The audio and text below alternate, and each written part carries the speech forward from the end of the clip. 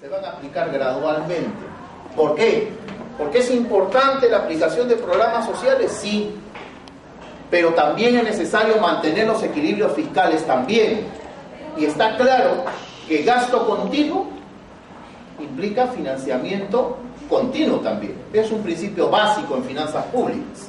Y entonces, aquí el tema es, ¿vamos por los programas sociales? Sí, vamos por ellos. ¿Van a ser prioritarios? Sí, pero se van a aplicar gradualmente, desde el primer momento, pero siempre mirando el tema del financiamiento, porque es un tema clave.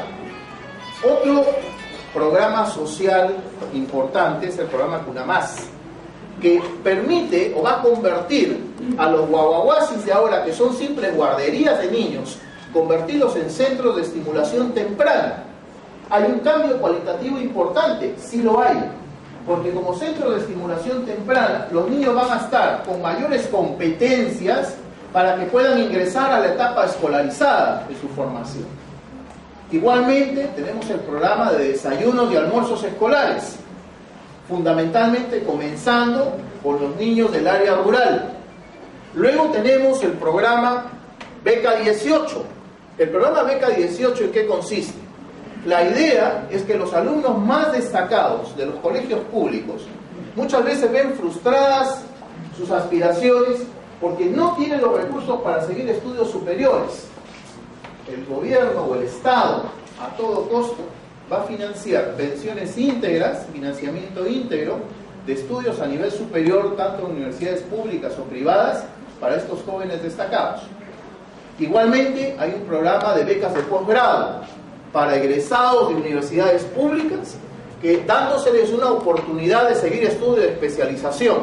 Pero, en este caso, los alumnos, o en todo caso, los graduados que accedan a este programa de becas, van a tener, si saliesen al extranjero, tienen la obligación de regresar al país y retornar en la forma de servicios toda la inversión que hizo el Estado en su formación. Y esto es un programa que, dicho sea de paso, se aplica con mucho éxito en países cerquitas nomás como Chile. Al final, esto es potenciar el capital humano del país. Y si hablo de programas sociales, hablamos de Juntos. Es un programa que ustedes saben se creó durante la administración del doctor Toledo. Actualmente Juntos, que es un programa de transferencias condicionadas, para explicarlo en términos sencillos, a las amas de casa en el medio rural, a las señoras, se le da una transferencia de 100 soles. ¿Condicionado a qué? Condicionado al cumplimiento de algunas obligaciones. Por ejemplo, cumplir con el calendario de vacunas de los niños, o si la señora está gestando, cumplimiento de los controles prenatales a los cuales tiene que ser objeto la persona. Juntos actualmente atiende a 460.000 familias. Nosotros aspiramos a que al quinto año pueda atender a 900.000 familias. Y es uno de los programas con mejor focalización, inclusive de acuerdo a estándares internacionales. Otro programa social importante es el programa de servicio de atención médica de urgencias. Los que tenemos la suerte de tener un seguro privado, cuando tenemos una dolencia o un problema de salud, podemos lograr, por ejemplo, que el servicio médico concurra a nuestro domicilio. Y para satisfacer una urgencia, puede concurrir una ambulancia y llevarnos a un centro asistencial o a una clínica. Esa oportunidad está negada para la mayor parte de los ciudadanos de mi país. No hay razón por la cual esto deba de seguir ocurriendo. Por supuesto que la idea es gradualmente aumentar la cobertura de este programa nuevo. Pero claro, todos ustedes se podrían poner a pensar, ¿y cuánto cuesta esto? En el caso más extremo, el conjunto de programas que estoy refiriendo llega a un tope de costo de 3 puntos del Producto Bruto Interno. ¿El financiamiento de dónde viene? El financiamiento viene, primero, a partir del aumento de la recaudación tributaria como consecuencia del crecimiento económico. Los economistas sabemos que existe un coeficiente de elasticidad recaudación-producto. Es decir, en el caso del Perú, cada punto de crecimiento del Producto Bruto Interno implica, en el escenario más pesimista, un incremento de la recaudación tributaria de 1.2%. Quiere decir que por cada punto de crecimiento del PBI, la recaudación tributaria sube en más de 1%. Ahí hay una fuente de financiamiento. Si a eso le agregamos las pérdidas que tiene el país en recaudación por concepto de corrupción y evasión tributaria, deban ustedes saber que solamente por concepto de evasión del impuesto general a las ventas e impuesto a la renta, los niveles de evasión están en 37 y 49% respectivamente. Si sumamos las pérdidas por corrupción y por evasión tributaria, hay cálculos que señalan de instituciones independientes que hablan de una pérdida de alrededor de 10.000 millones de dólares al año, más de un tercio, más de la tercera parte de todo el presupuesto general de la República del país. ¿Hay márgenes para actuar? Sí, empoderando a la SUNAT, desarrollando una acción frontal de lucha contra la corrupción y lo que es la evasión tributaria. Entonces, ¿hay formas de financiar? Claro que hay formas de financiar. Y finalmente menciono como fuente de financiamiento lo que es el aumento de la contribución fiscal en el sector minero. Ojo, lo he puesto al final porque no es el grueso del financiamiento, porque esa mayor contribución fiscal está sujeta ¿a qué? A cuál sea el precio de los minerales probablemente. Y los precios de los minerales, si me permite, déjeme terminar.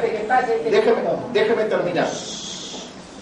Los precios de los minerales no van a ser eternamente altos. Entonces, una manera de calcular la mayor contribución fiscal es sobre la base de los precios de los minerales. Otra alternativa es sobre el tema de las tasas internas de retorno.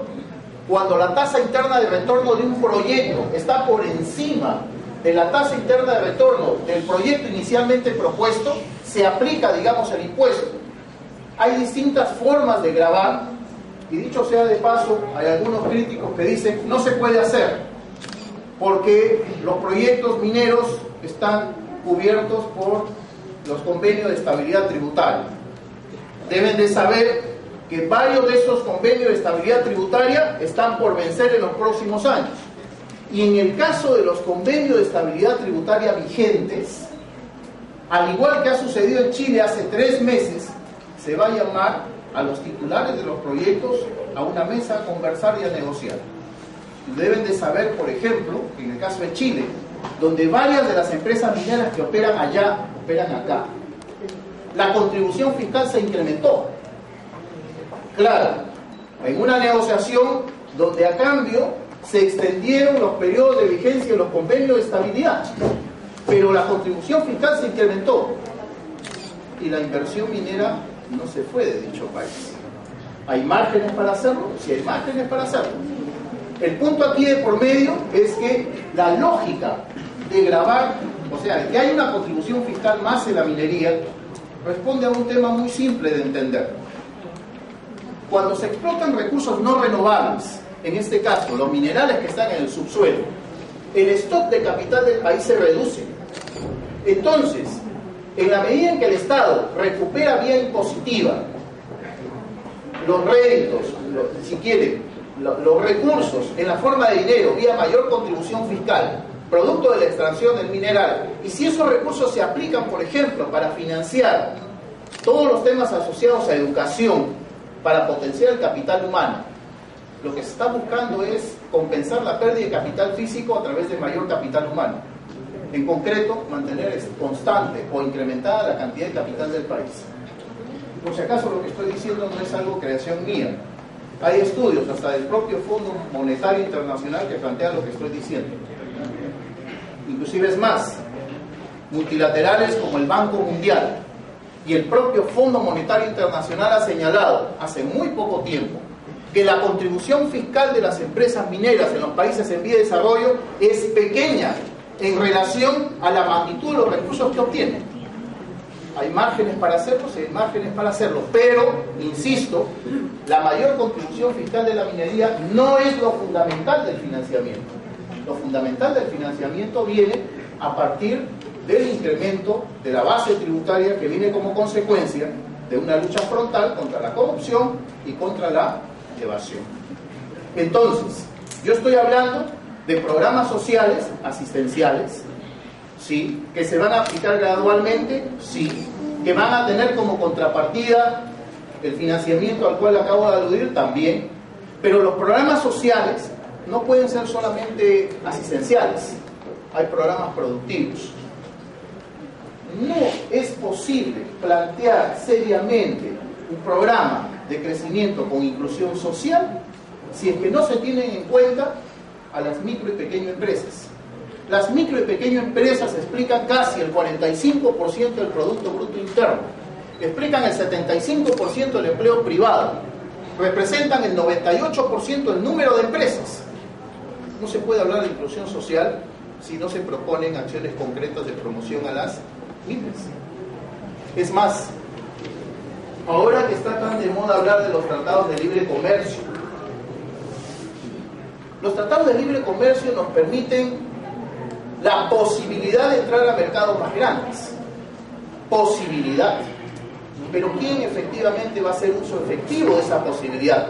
Aquel país que sea más competitivo. Les doy un ejemplo para que puedan entender la idea con facilidad. Una semana antes que el Congreso norteamericano aprobase el Tratado de Libre Comercio con el Perú, el Congreso norteamericano aprobó un Tratado de Libre Comercio con Vietnam. Vietnam tiene actualmente un Tratado de Libre Comercio con Estados Unidos. Un dato. Actualmente, Vietnam, a través de manipulación genética, en este caso a través de transgenesis, ha alterado, ¿no es cierto?, ha manipulado genéticamente el algodón pima peruano. Y ahora, actualmente en Vietnam, se siembra algodón pima genéticamente modificado, con fibra más larga y más resistente a las plagas. Obviamente, los textiles de Vietnam empiezan a ganar competitividad respecto a los nuestros. Quiere decir que si nosotros no nos ponemos las pilas en cuanto a la competitividad, de nada nos va a servir los tratados de libre comercio. Son posibilidades, pero para que se pueda accesar efectivamente esas posibilidades, necesitamos mejorar la competitividad. Por eso que la competitividad, la mejora en la competitividad en la propuesta va a ser una política de Estado. Y como política de Estado no va a depender como ahora del Ministerio de Economía y Finanzas. Va a depender directamente como un programa presidencial del presidente de la República. ¿Por qué? ¿Por qué buscamos darle ese rango, esa categoría? Porque es fundamental, si nosotros queremos seguir creciendo sostenidamente, mejorar la competitividad. Pero para eso tienen que alinearse todos los estratos del gobierno y todos los sectores. Y en ese sentido, por ejemplo, en el marco de este incremento de la competitividad, nosotros nos preguntamos, ¿por qué una parte importante de las micro y pequeñas empresas son informales? ¿Por qué casi el 60% actual del Producto Bruto Interno, el 60 y un equivalente al 60% del PIB, corresponde al sector informal? Nosotros pensamos que hay informalidad por una razón muy simple. Porque convertirse en formal implica certeza en los costos. Cuando uno se convierte en formal, lo que es cierto son los costos que hay que asumir.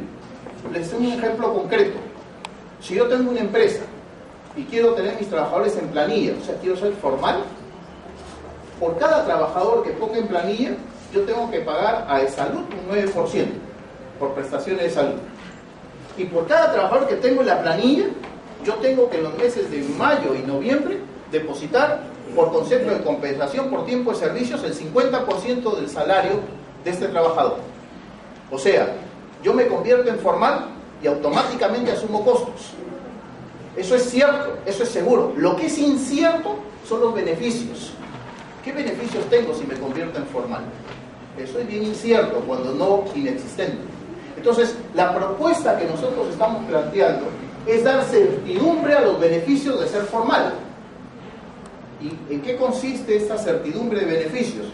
El gobierno o el Estado